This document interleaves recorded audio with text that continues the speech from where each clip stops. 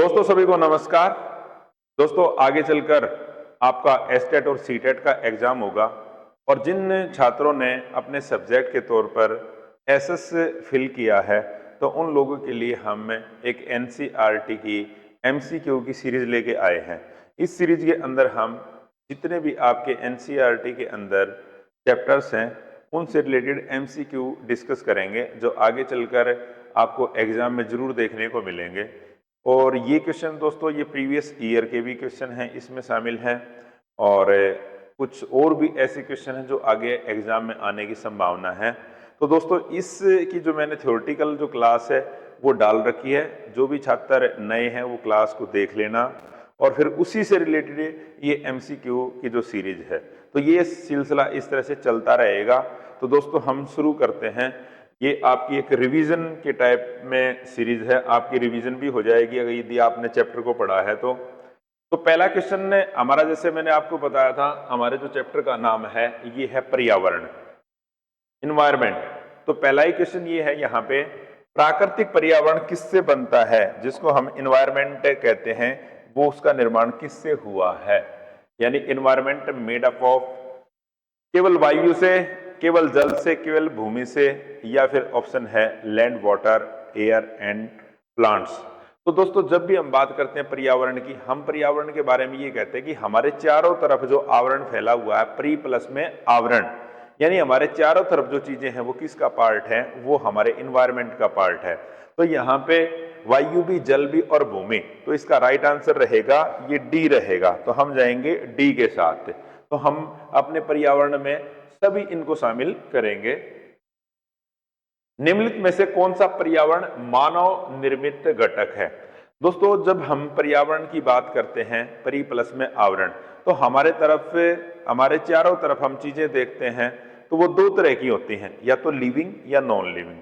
कुछ ऐसी चीजें होती हैं जो मानव के द्वारा बनाई गई हैं और कुछ ऐसी चीजें हैं जो नेचर ने बनाई हैं। तो अब यहाँ पर जो क्वेश्चन पूछा गया है, निम्नलिखित में से कौन सा पर्यावरण मानव के द्वारा घटक है, यानी आदमी के द्वारा ह्यूमन मेड कंपोनेंट है, वो कौन सा है। जंगल नेचर के द्वारा बनाया जाता, आदमी ने नहीं बनाया, ठीक है। उसके बाद बिल्डिंग, इमारतें, नदियां या पहाड़। नदी भी नेचर के द्वारा है, पहाड़ भी नेचर के द्वारा है, तो राइट आंसर कौन सा रहेगा। इमारतें ये मनुष्य ने बनाई हैं, तो राइट आंसर रहेगा हमारा यहां पर इमारतें। नेक्स्ट, जैसे लिथोस्फीयर, लिथोस्फीयर ये पूछा गया है, लिथोस्फीयर डैश है, पृथ्वी की ठोस बाहरी परत यानी solid outer layer of earth, पृथ्वी के चारों ओर जल परत, या पृथ्वी के चारों ओर वायु परत, या जीवित प्राणी।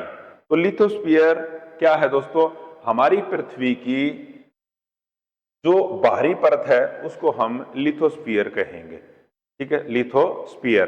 तो राइट आंसर रहेगा ए। नेक्स्ट, वायुमंडल हमें क्या प्रदान करता है। दोस्तों वायुमंडल हमारे को क्या प्रदान करेगा, वायुमंडल, सतल मंडल, जलमंडल। तो जलमंडल हमारे को जल प्राप्त करता है, सतल मंडल हमारे को भूमि, तो वायुमंडल हमारे को क्या प्राप्त करेगा, ये एयर प्राप्त करेगा, यहां से एयर मिलेगी। तो राइट आंसर रहेगा हमारे को वायु। नेक्स्ट देखते हैं, निम्नलिखित में से कौन सा जलमंडल का हिस्सा नहीं है, which of the following is not a part of A hydrosphere. Hydrosphere का पार्ट नहीं है। नदियां, हाइड्रो यानी जल, जिसका संबंध जल से है उसको हम किस में काउंट करेंगे, हाइड्रोस्फीयर में काउंट करेंगे। नदी के अंदर भी जल है, झील के अंदर भी जल है, महासागर में भी जल है, तो किस में जल नहीं है, पहाड़ में। तो राइट आंसर रहेगा this is the not part of A hydrosphere, ये हाइड्रोस्फीयर का पार्ट नहीं है, तो राइट आंसर रहेगा सी। नेक्स्ट, कौन सी परत जीवित प्राणियों को समाहित करती है, लिविंग ऑर्गेनिज्म। तो यहां पे लिथोस्फीयर, वायुमंडल, बायोस्फीयर, हाइड्रोस्फीयर। तो दोस्तों देखो, लिथोस्फीयर, बायोस्फीयर, लिथोस्फीयर, एटमॉस्फेयर और हाइड्रोस्फीयर, इनके कारण ही जीव की उत्पन्न होती है और उसको हम ये कहते हैं बायोस्फीयर। तो ये आएगा बायोस्फीयर, ठीक है, राइट आंसर रहेगा यहां पे बायोस्फीयर। नेक्स्ट, निम्न में से कौन जैविक घटक का उदाहरण है। जिसके अंदर जीवन है। जल, जल नहीं, चट्टाने नहीं, मिट्टी नहीं, बचा कौन सा? पौधे। पौधे बायोटिक कंपोनेंट हैं, तो राइट आंसर रहेगा यहाँ पे प्लांट्स। नेक्स्ट, इकोसिस्टम क्या है? इकोसिस्टम, तो दोस्तों इकोसिस्टम में हम ये कहते हैं कि जिसमें हम जितने भी नेचर के द्वारा जो चीजें बनाई गई हैं वो हम एक दूसरे पर डिपेंड हैं अपनी जरूरतें के लिए, ठीक है। जानवरों का एक तंत्र इकोसिस्टम नहीं है। ये जो मैंने बताया था कि भाई एक तंत्र जिसमें सभी जीवित और निर्जीव चीजें एक दूसरे से बातचीत करते, यानी हम एक दूसरे पर डिपेंड करते हैं। A system that includes all living and non living things, तो राइट आंसर रहेगा बी। उसके बाद नेक्स्ट, निम्न में से कौन सा अजैविक घटक नहीं है? अजैविक घटक नहीं है। अजैविक, वायु, जल, धूप या जानवर, बताइए किसमें जीवन नहीं है? सॉरी, किसमें जीवन?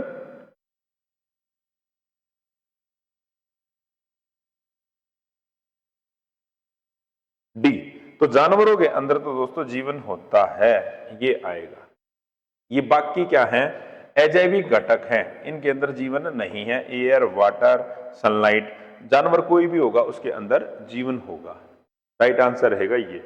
नेक्स्ट देखिए, ये दोस्तों यदि आपको हमारा ऑनलाइन कोर्स ज्वाइन करना है, किसी भी तरह का कोई भी कोर्स, जैसे सीईटी के लिए या एस्टेट सीटेट के लिए, यदि आप इंस्टीट्यूट पे नहीं आ सकते तो आप प्ले स्टोर से हमारी ऐप को डाउनलोड कर सकते हो, एडू चाणक्यन, और सभी कोर्सेज आपको वहां पर मिल जाएंगे।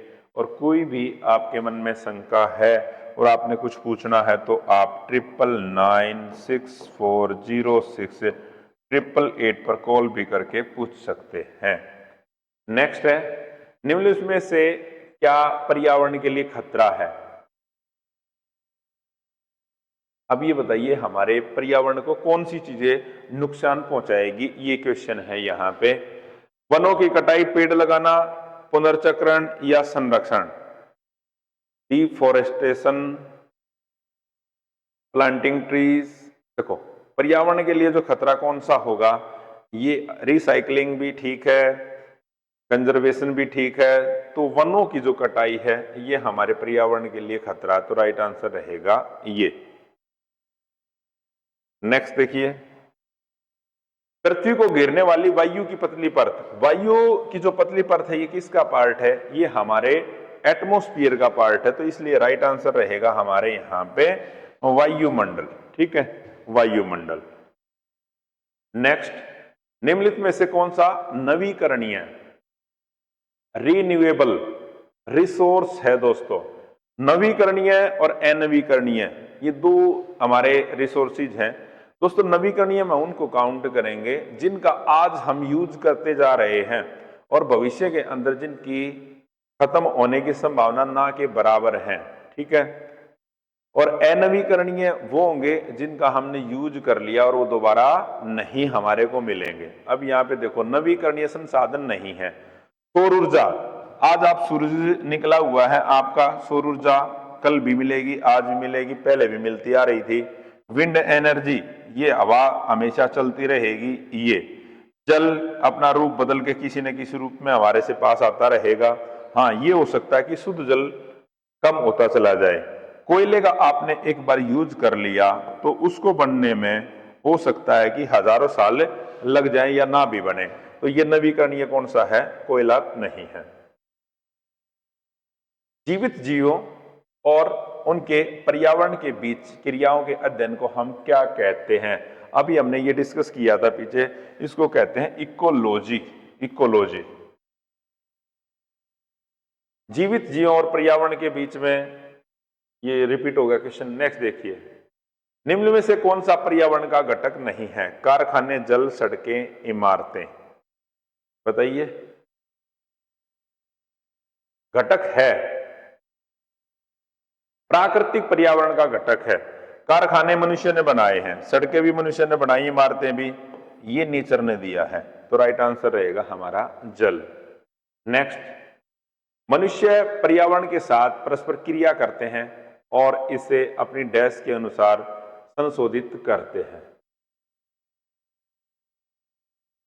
देखो, इन्वायरमेंट को अपने अकॉर्डिंग जो मॉडिफाई करेगा ना आदमी, जब उसकी जरूरतें, उसकी डिजायर बढ़ जाएंगी ना, इच्छाएं, तो तब करेगा। तो राइट आंसर रहेगा यहां पर, सॉरी नीड्स, इच्छाएं नहीं सॉरी, जब यहां पर उसकी आवश्यकताएं बढ़ जाएंगी ना, तब वो इसके साथ छेड़छाड़ करता है ज्यादा। तो राइट आंसर रहेगी, जैसे जैसे जैसे हमारी जनसंख्या बढ़ती गई, हमारे को रहने के लिए स्थान चाहिए, तो हमने पेड़ों को काट दिया जहां पर जंगल थे। तो राइट आंसर रहेगा ए। नेक्स्ट देखना, निम्नलिखित में से कौन पर्यावरण का जैविक घटक नहीं है? जैविक कौन सा नहीं है? पौधों में भी जीवन है, जैविक घटक है, सॉरी जैविक घटक है। जैविक घटक तो यहां पर दोस्तों पौधे ही हैं, पौधों के अंदर जीवन है, इनके अंदर तो ये सारे जीवन नहीं है। नेक्स्ट, जैव मंडल का घटक नहीं है। पौधे, जानवर, इमारतें, सूक्ष्म जीव। दोस्तों जो इमारतें हैं वो मैन मेड हैं, इनमें जीवन नहीं है। तो राइट आंसर रहेगा सी। जल का क्षेत्र कहा जाता है, डोमेन ऑफ वाटर इज, क्या बोलेंगे उसको? हाइड्रोस्फीयर, जल मंडल। राइट आंसर रहेगा हमारा बी। नेक्स्ट, प्राकृतिक संसाधन नहीं है, कोयला, जल, प्लास्टिक, धूप। नेचर के द्वारा दिया गया कोयला भी, वाटर भी, तो प्लास्टिक मैन मेड है। तो राइट आंसर रहेगा ये। तो दोस्तों इस तरह की जो सीरीज है हम आपके लिए क्विक, जिसमें लगभग 10-15 मिनट के अंदर आपकी रिवीजन हो जाएगी, तो इस तरह से लेके आते रहेंगे। यदि आपने हमारे चैनल को सब्सक्राइब नहीं किया तो सब्सक्राइब कर लीजिए और इसको ज़्यादा से ज़्यादा शेयर कीजिए। और आपको कोई भी बैच चाहिए तो आप 9996406888 पर कॉल कर सकते हैं। मैंने आपको बताया था ऑनलाइन भी आप हमारा बैच ले सकते हैं।